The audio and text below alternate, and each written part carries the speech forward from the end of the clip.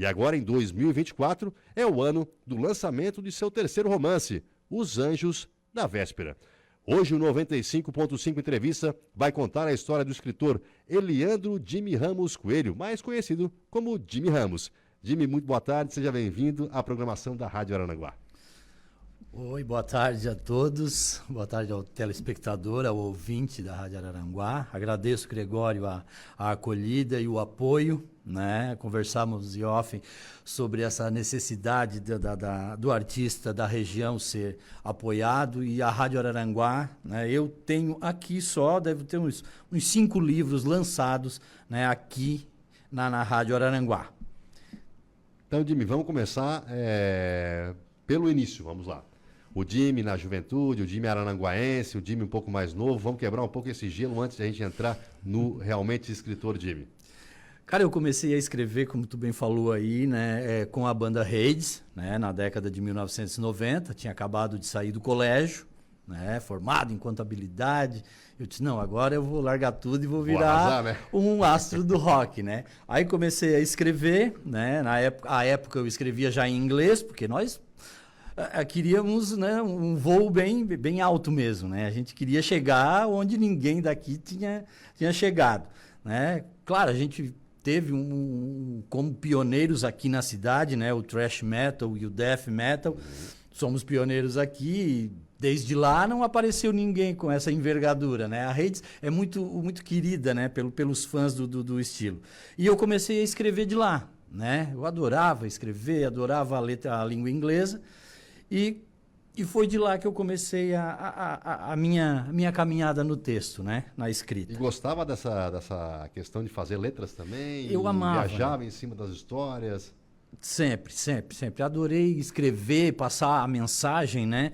Contar o que o ser humano, né, faz consigo e para com o outro, né? Essa questão da mazela social foi muito forte, né, comigo sempre, tá? Então, eu acho que e como nós vivíamos num marasmo, né, de atitude naquela década de 90, aqui em Araranguá principalmente, né, um centro pequeno, né, sem relevância, vamos dizer, em qualquer que seja a área da arte. E a gente queria fazer história mesmo, né? De certo modo, foi feita uma história muito bonita, né? Com bastante relevância aqui na região e em outros lugares. Gravamos demo. A época ainda tinha demo, Gregório. Tu acredita nisso? Ah, mas é da minha época também. E CD, né? Gravamos CD. E, cara, foi um tempo assim que tu fecha o olho e tu pensa, aquilo ali vem que... E o que tu tocava, Jimmy? Eu só berrava, cara. Só berrava? Tu era aquele vocalista lá que a turma disse, aquele lá tem que ter gogó pra aguentar o final do... eu só cantava. Por incrível que pareça, cara, eu convivi com ótimos guitarristas. O falecido Good, o falecido Christian, o Sandrinho, o bateristas, tudo, e eu nunca aprendi a dar uma palhetada, cara. Eu era muito indisciplinado, ainda sou até hoje para muita coisa, né? Mas eu cantava bem. Eu berrava que era um condenado, bicho. E vocês tocavam por aqui pela região também? Tocava Tubarão, Criciúma, Torres. A gente fazia festa aí direto. Mas é festa mesmo, né? Porque naquela época... Era mais pra curtir, né? Mais Porque pra viver da curtir. música é complicado, Não, né? ainda mais na época, E né? cachê dividido entre quantos eram da Eram banda? 5, né? É, sim. Era o um pessoal sempre x-salada fala. para cada isso um e mesmo. uma caixa de gelado. E olha lá, se o X não é partido no meio, né? A gente sabe como é que é a situação, né? Mas antes de tu ingressar na faculdade, depois da banda e tudo mais ali, tu fez contabilidade, como tu mesmo disse no colégio estadual. Fiz. Qual foi a importância disso para ti aí? Da contabilidade também para a tua evolução, para te dar o primeiro passo? Claro, porque hoje está num mundo totalmente diferente daquele, né? Que é o da escrita. Hoje tem a questão do marketing, que nós vamos falar um pouco mais na frente. Mas a importância do primeiro passo, a importância de um curso como esse, a importância para o jovem que está nos ouvindo nesse momento aí. Mesmo eu não tendo, né, atuado na área, né, porque a contabilidade, assim, os números não são a minha praia, nunca foram, né? Sim. Eu fiz assim a contabilidade mais por quase a imposição, né, de casa, né? Tem que formar, aquela coisa básica de quem se preocupa com o futuro da família, do filho e tal. Mesmo eu não tendo trabalhado, ele foi válido para eu dar valor, né, a cada conquista. Porque por menor que seja, por menor que a gente ache que seja essa conquista, ela é válida. E tem muita gente que não tem esse acesso. E como na época, né, era uma época diferente de hoje, como tu bem disse, eu acho que ter me formado, né, com 16 anos, quando eu terminei a contabilidade, eu acho que foi relevante para a construção um pouco do meu caráter e dessa questão de eu dar valor às pequenas coisas e dar relevância às grandes coisas. E depois tu ingressou na faculdade e, claro, incentivado, né? Como é que foi essa motivação para te dar faculdade e o porquê das graduações que tu escolheu ao longo do tempo aí? A faculdade de letras chegou para mim como como é que eu posso te dizer, cara? Não um remédio, mas um alívio para aquela tensão que a gente vivia à época. Certo. Porque a área da contabilidade eu não tinha mais chance, até porque eu não conseguia trabalhar mais com números. Sim, não te adaptava à questão dos números. E como eu gostava muito de escrever, e eu tinha um inglês fluente, né, que eu já escrevia em inglês, né, antes de me formar, antes de ir para a faculdade, e eu resolvia fazer para aprimorar o meu inglês, né, para pensar em dar aula mesmo, né, para se habilitar a dar aula, e eu consegui escrever com propriedades, né? Porque com certeza eu tinha muitas falhas, né, textuais. A intenção a gente tem, mas claro, não tem a didática. Então a faculdade de letras, né, com literatura ainda, olha, foi uma realização fantástica na minha vida, né? Foi algo que imagina, né, eu guardo até hoje. Lecionei por algum tempo depois, né? Não era minha praia, achei que era, mas não era. Meu negócio é escrever mesmo. E a motivação para continuar escrevendo veio dentro da faculdade, realmente, né? Porque daí tu fazia letras e tudo mais, depois tu foi dar um passo a mais, né? Tu foi mudar um pouco. Como é que foi esse apoio dos teus mestres, dos teus mentores? Porque sempre tem na nossa vida pessoas que nos apoiam demais, né? Que realmente nos fazem ir adiante, né? Conta um pouquinho disso aí para nós. Quando eu ingressei na faculdade, daí logo em seguida eu publiquei o Teatro da Alma, né? Eu já tinha esse apoio de professores, mestres. Alguns se tornaram amigos até hoje, né? Como o professor Otávio Zanella, que é um grande incentivador da minha obra. E a faculdade ela veio trazer o embasamento necessário para que eu conseguisse, né, dar o profissionalismo necessário ao que eu estava me dispondo. Né? Porque escrever por escrever, de qualquer jeito, mesmo tendo essa vontade, essa veia, vamos dizer assim, tu precisa do embasamento teórico e de conhecimento para tu não, né, ser apenas mais um. É essa necessidade. E esse apoio, claro, quando alguém diz, poxa, cara, tu escreve bem, isso aí é bálsamo para qualquer alma, né? Poxa, cara, tu faz muito bem o que tu faz. Então, é onde a gente consegue, são alicerces que a gente carrega para o resto da vida em todas as áreas que a gente se dispõe. E, Jimmy, é uma forma também de desabafar? Botar através da escrita, através do teu trabalho? Eu sei que a obra não leva a isso, mas no começo ali, quando tu precisava desabafar, tu precisava botar para fora, tu precisava levantar algumas bandeiras que tu via que realmente eram necessárias. É uma forma também de fazer isso? Quem sabe escrever, quem gosta de escrever? Gregório, impossível, tá? Para mim, dividir ou separar a literatura disso aí. A literatura tem esse papel, porque se ela não tiver esse papel, né, enquanto para o escritor, que é de desabafar, de colocar para fora o que pensa e de ela ser politizada, não com siglas, né? Mas o pensamento político, porque política é tudo, né? Política, na polis, isso, é normal. Né? Então, esse colocar para fora, essa necessidade de expor o que tu pensa para suscitar reflexões, né? Em 10, 15, 20, 30 pessoas, isso já é a coroação da tua obra. Eu tenho uma frase que eu gosto muito, que até está presente num livro que eu ainda vou lançar. Ele está pronto, está guardado, que são só aforismos e considerações pertinentes.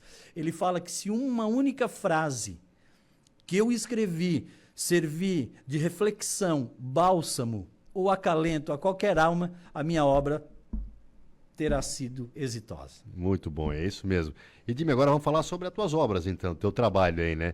Iniciando pelo Teatro da Alma, de 2002. Como é que surgiu essa ideia? Como é que foi para te elaborar essa obra? Conta um pouquinho mais para nós aí desses detalhes. Gregório, como eu comecei escrevendo para a banda, né, as letras da banda estão aqui. Em português, claro, né, com adaptações necessárias para se encaixar, né, na poesia, sem um pouco daquela agressividade do heavy metal, né, e outras composições que quando eu vi que eu conseguia escrever poesia que não era em inglês e não tinha aquele cunho, digamos assim, agressivo ou politizado, com uma questão de querer incutir um pensamento crítico nas pessoas, aí eu joguei tudo no Teatro da Alma, montei ele, fiz ele independente, né, e espalhei na faculdade. Foi fantástico, né, cara? Foi fantástico. E o Jimmy, tu não acha que teve um amadurecimento muito grande do Jimmy nessa fase da banda, né? Porque te escutando falar, claro, que a questão da política. A política a gente fala é polis, não é sigla e tudo mais, porque o pessoal já entendeu.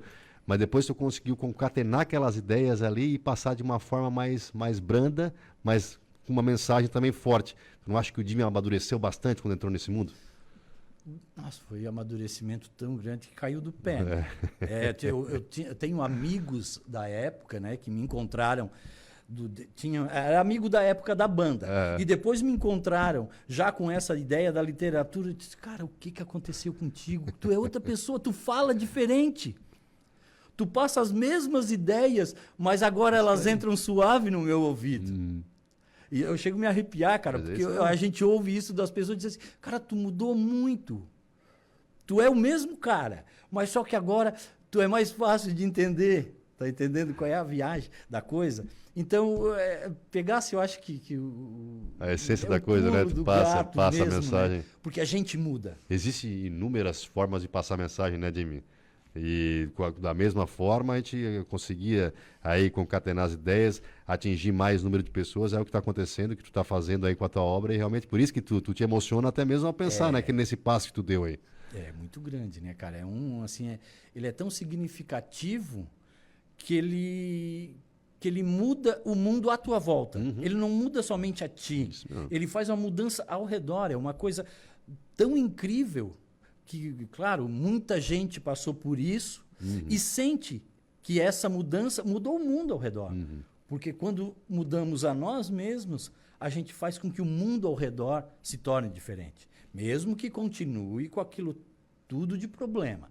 Mas tu consegue, né, despejar, digamos assim, as tuas ideias e as tuas frustrações de um modo diferente. Como esse meu amigo falou uma vez, que eu não esqueço até hoje, o Alex, disse, cara, tu mudou muito. Eu disse, mas a gente tem de mudar. É verdade. Nós não somos um charco à beira de um rio. A gente é o rio. A gente é o rio caudaloso que corre, corre, corre e não para. Mesmo depois da morte, penso eu, que o que a gente pensa e a gente compartilhou, ele vai continuar mudando alguém. Uma que seja, uma alma que seja. O resultado já está aí, né? Em 2008, você lançou o primeiro livro. Primeiro livro de contos, intitulado Hominis. Hominis. Conta um pouquinho, e a importância, né? Primeiro livro aí, aí a gente vê a obra realmente vindo e, pô, eu tô indo pro caminho certo. Foram 6 anos, né? Foram 6 anos. Quando eu lancei o Hominis, eu já tinha terminado a faculdade, né? Já tinha dado algumas aulas, lecionado em alguns colégios.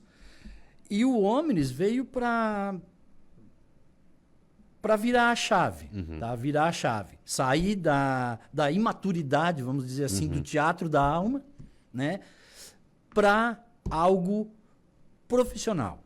Algo profissional. Ainda com muitas falhas, mas algo profissional. Né? O amadorismo e a ingenuidade do teatro da alma, né? Chega no Hominis de uma forma, olha, muito bem separada, muito bem sabida do que, né, ele representava. E era uma época difícil, tá? Era uma época difícil, Sim. porque para tu publicar, hoje é muito fácil. Tu pede 50 cópias e os caras te mandam um livro na porta, eles fazem tudo para ti, te entregam. Muito mais ágil também, né? Muito mais ágil tudo. Isso aqui eu gastei tanto telefone, cara. A mãe queria me matar, eu ainda morava com a mãe. De tanto orçamento que eu pedi para São Paulo por telefone. Chegou uma conta astronômica, eu disse, que loucura é essa, cara? Eu disse, não, mas eu não posso ficar parado. Eu terminei a faculdade, eu tô com um monte de conto pronto, eu quero botar isso. E daí fui embora para Santa Rosa do Sul. Nossa, pensa numa megalópole, né? Santa Rosa É minha do terra atualmente. É? Mudei de Florianópolis para lá que faz a gente pensar. Por isso que tu tá pensando cada vez mais. Aí eu trabalhava num jornal lá, Extremo Sul Notícias. Aí comecei a pedir apoio, cara, aos empresários da cidade. Eu digo, cara, daí montei, né, uma carta de pedido, de apoio, botei o que era, o que não era, e consegui. Aí eu voltei para Araranguá e o homem está aí, parte da história, cara. Mas ele é tudo que eu preciso olhar para eu dizer assim, não, isso eu continuo fazendo igual. Agora, isso eu não faço. Né? Tanto ele quanto o Teatro da Alma. Eu acho que acontece muito com a gente, né? Quando a gente se dispõe a seguir uma carreira, a fazer algo. Né? Tu tem que olhar para aquilo que vale a pena ser lembrado e aquilo, senão isso eu não posso mais fazer. Desse jeito, não. Tu é muito crítico contigo? Sou. Porque daí é criterioso, daí tu vai acabar analisando tua obra do passado e claro que tu vai... A minha esposa fica doida, né, cara? Ela diz, não, cara, para com isso, cara. Tu lançou 7 livros, tu tem 7 livros. Para de ficar assim. Às vezes é 3, 4 meses mudando e mudando e mudando e mudando e mudando. Porque se deixa, ele nunca é publicado. Por isso que chama obra, né? Mas por isso que chama obra. O autor da obra, ele fica, pá, não tá legal. Não, eu acho que eu não fechei aqui, eu acho que eu tenho que encaixar aqui. De vez em quando demora mais com a conversa interna com ele mesmo, aquela conversa com ele mesmo para liberar a obra, do que tá pronta, né? Não, não gostei, vou ter que mudar. Sim. Depois a gente fala mais do Anjos da Véspera. Cara, a construção disso é uma coisa, é um trabalho hercúleo. Sim, trabalho com certeza, hercúleo. De Hércules mesmo. É de dele. Hércules. E em 2015 veio O Homem que Odiava a Deus. Fala um pouquinho a respeito disso. O Homem que Odiava a Deus é o primeiro romance. Né? Aí tu vê, de 2008 até 2015, passou água embaixo da ponte, né? Passou muita água debaixo da ponte. Então, para chegar no Homem que Odiava a Deus, imagina tu construir um romance alicerçado pelo pano de fundo da ditadura militar, né? Com os personagens atormentados ali dentro, né? Porque, na verdade, quem é o atormentado ali é o Emiliano, né? Ele é quase uma novela, porque ele tem uma linha de pensamento e segue essa vida, né? Então, daí tem essa diferença de novela, mas, né, rótulos aqui para nós não interessa, o negócio é a escrita. Então, o Emiliano passa por todas as intempéries da vida dele, desde o nascimento, é o que eu conto ali. A vida dele começa e nós vamos até terminar a ditadura militar. Perfeito. Todo o capítulo é sequenciado com passagem da ditadura militar e a vida do Emiliano, a personagem principal. Tem o prefácio do professor Otávio Zanella, mestre em teoria da literatura, né, um grande apoiador do meu trabalho, né? E aqui ele fala, né, no prefácio ele conta o que é. Ele chama o romance de um romance ensaio. Porque eu tenho muitas tiradas de outras áreas, da psicologia, da filosofia, da antropologia, e eu vou jogando isso tudo dentro. E daí tem esse fio, essa linha que traz o Emiliano, né, correndo quase que alheio a isso tudo, né? No mundo paralelo dele, naquele esse mundo dele, paralelo ali. Seguindo, e eu dando pinceladas de tudo o que tinha em mente. Se eu queria mostrar que eu sabia escrever nesse livro. Não faço mais. E o trabalho de pesquisa? É impressionante, porque tu atuou em várias áreas aí, tu já pelo que tu falou, né? E quem teve a oportunidade de ler, e muita gente vai procurar para ler também aí, tu atuou em várias áreas, pesquisa e tudo mais, o personagem ia caminhando na vida dele, mas aí tinha a ditadura, tinha a questão da psicologia, tinha a questão... E assim vai, inúmeras questões. Fala um pouquinho desse trabalho de pesquisa realmente, que a gente sabe que o livro demora muitas vezes por conta disso, né? Por conta disso. O Homem que Odiava a Deus, ele traz isso tudo de embasamento teórico, daí, como a gente conversou, A leitura. A leitura. Eu quero falar sobre isso, vamos ler sobre isso. Antropologia, do que fala? Como é que o ser humano entra, se encaixa na antropologia? Como é que ele passa pela psicologia, na filosofia, na história, na literatura?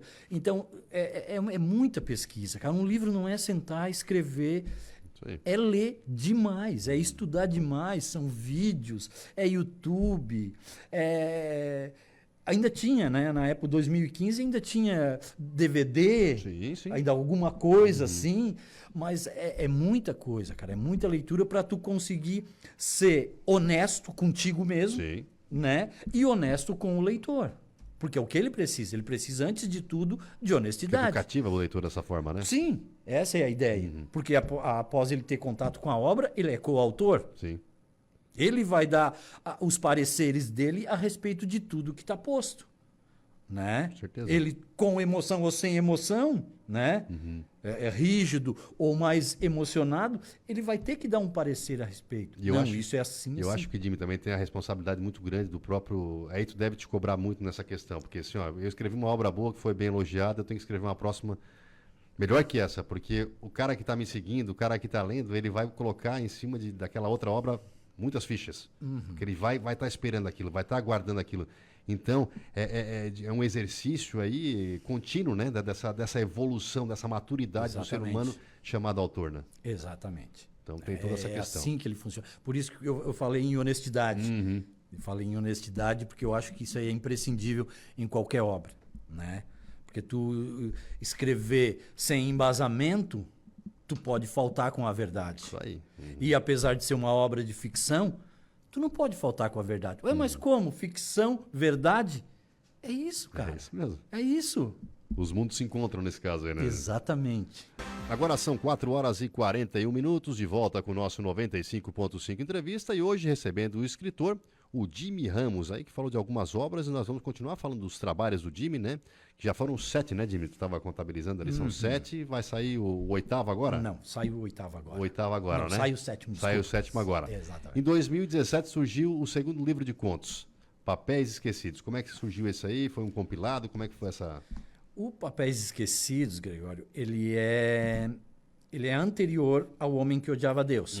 Quando o Homem que Odiava Deus ficou pronto, o Papéis Esquecidos já estava na gaveta, né? Então, enquanto eu escrevia O Homem que Odiava Deus, ele já estava pronto. Então, por isso que eu lancei ele depois, porque eu queria lançar um romance antes de outro livro de contos. Certo. E por isso Papéis Esquecidos, porque eles estavam guardados na gaveta e eu não lançava porque queria o romance. Né? Aquela coisa de ficar se cobrando, de não repetir gênero e tal, assim, às vezes meio infantil da minha parte, mas o Papéis Esquecidos saiu um pouco depois, né? Vê que 2 anos depois eu lancei e ele é muito bom, cara. Eu gosto muito dele porque ele é mais simples, ele é mais direto, ele não é muito complexo, ele traz personagens mais definidos. Não que os outros não fossem, menos complexos, menos problemáticos. Certo. Tá? Mais simples de entender, né? Mais simples de entender, mais direto. É o amadurecimento que nós O conversávamos. degustar a leitura, né? E daí depois veio o teu segundo romance? O segundo romance. O Bem-Aventurado, esse aí tu tens um carinho especial. Esse aqui, eu já falei hoje de manhã, já numa outra entrevista, mas isso aqui, eu gosto muito, né, cara? Mas eu não posso falar isso. O marketing diz para eu não dizer, né? Mas eu não consigo, né, cara? Tá em casa. Eu sou mais emoção, né? Eu sou mais emoção. O Bem-Aventurado é outra, né? É uma outra obra, né? Que segue essa linearidade, né, de escrever com mais simplicidade, mais direto, não deixando de ser complexo, de trazer personagens, né, bem definidos, personagens com uma linha bem tênue, né, entre um e outro, né, e ele quase é uma novela porque ele traz, né, um personagem central com algumas ramificações e cada um dele com sua particularidade. O Bem-Aventurado assim, é a menina dos olhos. Mas, né, eu gosto de todos, óbvio, mas eu tenho um carinho por ele porque ele é o meu segundo romance com uma ideia mais ampla do que é escrever um romance. E depois veio papel, caneta e outros papéis que surgiu em 2021. Aí esse com 20 contos, aí é uma linguagem um pouco diferenciada. Conta para nós o porquê que ele Esse aqui é mais um amadurecimento dessas últimas duas obras, né? Do Papéis Esquecidos e do Bem-Aventurado. Né? Ele trabalha com uma temática mais... Não que seja leve, tá? Ele mantém aquela minha pegada de crítica social, crítica aos valores, né? Fala das mazelas humanas, né? Do problema cotidiano. Usa do eufemismo muito para abrandar a situação. Isso, E tem um pouco de humor, coisa que eu não sou avesso, só não consigo fazer rir. É difícil fazer rir. É mais fácil fazer chorar. É isso mesmo. Né? Então, o Papel, Caneta e Outros Papéis, de 2021, né? Ele é recente, né? E ele traz essa linguagem mais tranquila, com contos bem diferenciados um do outro, para todos os gostos, né? E também é muito bom, tá? Eu gosto muito, né? Mas eu dizendo que é bom, isso não... Mas não, são teus filhos, né? Não tem como não essa filharada... Os filhos não são bons, né? E agora 2024, conta pra nós aí a surpresa. O pessoal ficou ali, tu disse que estava lançando e tudo mais, tá pronto já. A obra vai trazer o quê? Que tipo de estilo vai ser essa obra? Tem como a gente contar um pouquinho aí pro pessoal já ficar... Tem, vamos lá. Os Anjos da Véspera, né, é concebido, né, a concepção iniciou em 2020. Eu estava ainda com o Papel, Caneta e Outros Papéis no forno, né, e eu comecei a escrevê-lo. A princípio seria... A ideia é basicamente a mesma, só que depois no curso da história eu mudei. Ele trata de dois anjos, né, e aí a gente traz a dualidade bem e mal. Certo. Né? Tem um dos anjos, é filho de uma deusa asteca, com um anjo de Deus. Certo. E o outro, que é a voz do submundo, é filho de um anjo caído com uma humana. Tá? Aí, esse livro, cara, ele trabalha muito com realismo fantástico. Tá? Eu não posso esquecer de dizer isso, porque ele trabalha com isso. Quem conhece as obras de Gabriel Garcia Marques, né, entre outros que trabalham o realismo fantástico, né, vão entender a viagem da coisa toda. Sim. Ele se passa na cidade do México, tá, nas décadas de 1970 e 1980. Ele traz a mitologia asteca, né, como embasamento dessa ideia dos anjos e eu trabalho, né, os cânones católicos, a psicologia e a filosofia e a história, né, para dar esse embasamento. Bacana. Como eu trabalho com o realismo fantástico, muita coisa acontece ou aconteceu e pode acontecer, e outra é o fantástico. É aquilo que a grande parte, né, de que a gente busca na arte é isso. Né? A gente busca na arte é o fantástico, porque a vida nós temos todo santo dia, né? Todo dia a gente tem a vida. E o fantástico, não, a gente precisa dessa fuga. Ele enquanto fuga. Né? E como muitos firmam que a gente precisa da arte para esta fuga, não por medo, mas por desejo mesmo. Certo. Né? A gente não foge da realidade, muitas vezes por medo. A gente foge da realidade para ter uma vazão, né, e encontrar um bálsamo para todas as agruras da vida. E aonde o pessoal vai ter acesso, Jimmy? Já tem algum local que tu está pensando já em lançar? O livro, ele tá no forno, né? Tá na gráfica, tá sendo impresso.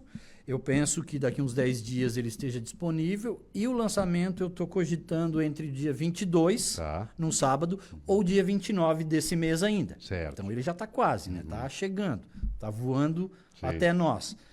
E eu acho que vou lançar numa livraria aqui de Araranguá. Boa. E depois, numa outra oportunidade, eu vou fazer um sábado mais para entregar outros exemplares para o pessoal que não conseguir acesso nesse primeiro dia. Bacana, Jimmy.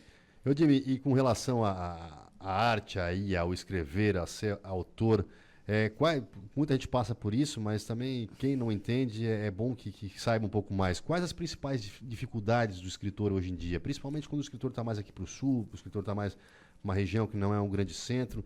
essa batalha diária? Porque, assim, você falou da batalha que tu teve para imprimir os livros, porque o escritor ele não se torna só o cara de pesquisa, o cara que escreve, o cara que faz a obra. Não, ele se torna o vendedor, ele se torna o cara que vai lá e só falta imprimir o livro. Essa dificuldade grande, essa falta de apoio. Mas essa questão do dia a dia do autor aí. O dia a dia, eu quase volto, tá? Quase volto, apesar de hoje estar bem mais fácil, tá? Claro que se tu tiver um poder financeiro, né? Sim, se tu tiver grana, tu vai conseguir fazer muita coisa. Quem tem grana faz Mas grana. como a coisa toda gira em torno dessa, né? Como é que eu vou dizer, dessa dificuldade, né? financeira, além de, né, ser complicado tudo isso, né, toda essa questão de escrever, de fazer capa, de mandar imprimir, de rodar, de revisar, né, ainda tem o entrave como é que eu vou te dizer, cara? Por exemplo, não se consegue uma editora para publicá-lo Sim. e eles pagarem tudo e tu só ganhar os louros da obra. Isso aí não existe, tá? Não existe. Só com dinheiro, com poder financeiro para poder fazer isso. Então é quase que uma via de mão dupla. Sim. Tu não consegue. É difícil. E ainda mais para nós, como tu frisou.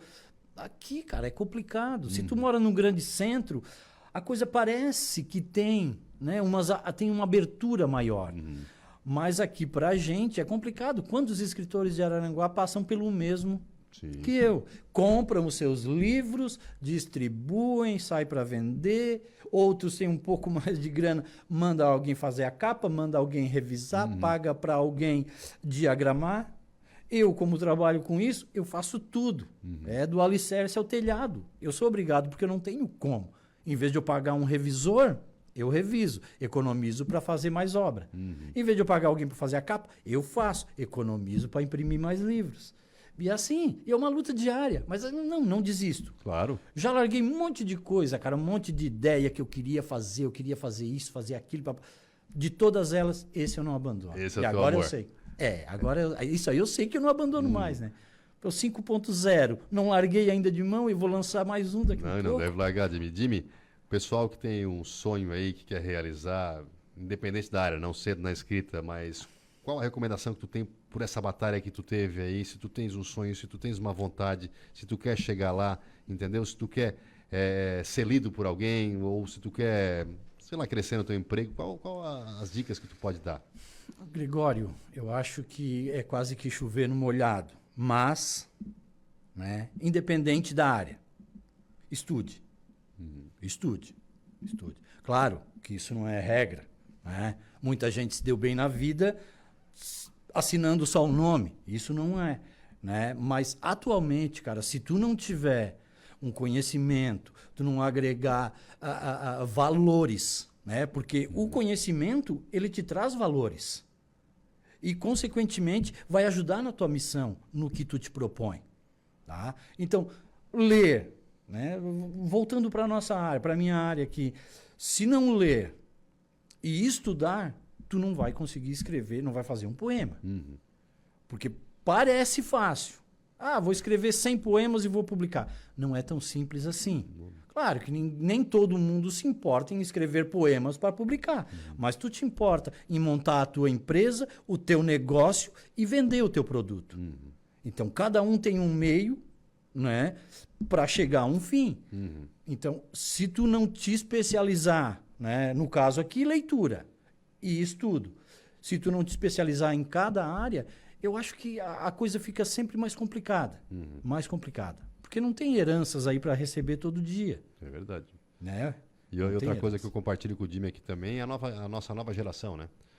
Porque assim, a gente é uma geração que a gente fazia nossos trabalhos através de uma biblioteca. A gente ia na biblioteca, pegava a Barça, tinha outros livros antigos e tudo mais, fazia.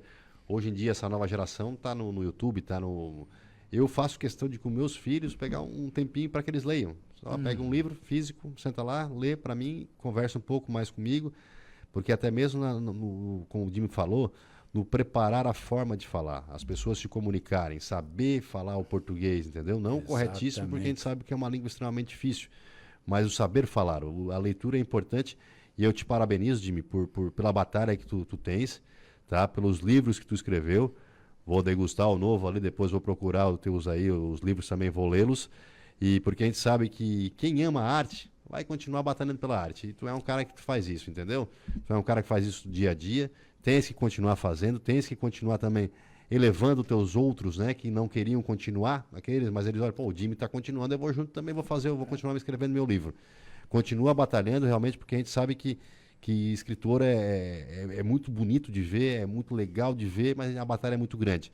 Parabéns, sempre apoiaremos aí e eu vou degustar os livros aí. Muito obrigado, né? Agradecer ao Gregório, ao Flávio, à rádio, né, como um todo, que sempre me apoiou, como eu falei no início.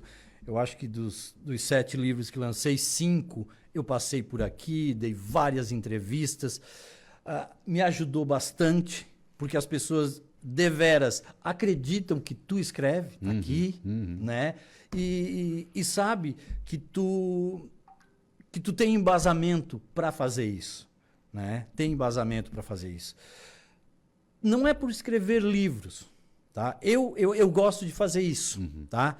Mas se tu pedala, por exemplo, tá? Vamos dar um exemplo bem aleatório. Sim. Se tu pedala, começa com 5 quilômetros, se tu quer chegar a um ponto alto, a uma coisa mais profissional, daqui a pouco tu está pedalando 40. É o mesmo princípio. É o mesmo princípio. É te dedicar, estudar a respeito, né? E te valorizar. E ser honesto consigo mesmo. Porque só sendo honesto consigo mesmo, tu vai conseguir ser honesto com o próximo. Independente do que for. Academia, tu gosta de halterofilia, beleza, faz o que tu acha bom para ti. Mas não esquece dos valores. Não estou pregando aqui a moral e bons costumes, porque longe de mim isso. Até porque eu sou meio transgressor dessas coisas todas, né? E critico muito isso. Mas eu acho que essa sabedoria que cada um deve ter ao se propor a fazer algo, eu acho que é imprescindível para crescer enquanto um ser humano. E leiam, porque a leitura é a musculação da nossa mente. Isso. Se a nossa mente não executa, se a nossa mente não trabalha, ela vai definhando. Não, definhando, que eu digo é entre aspas, tá? Estou fazendo só um comparativo, leiam. Jimmy, obrigado pela presença, querido. Eu que agradeço.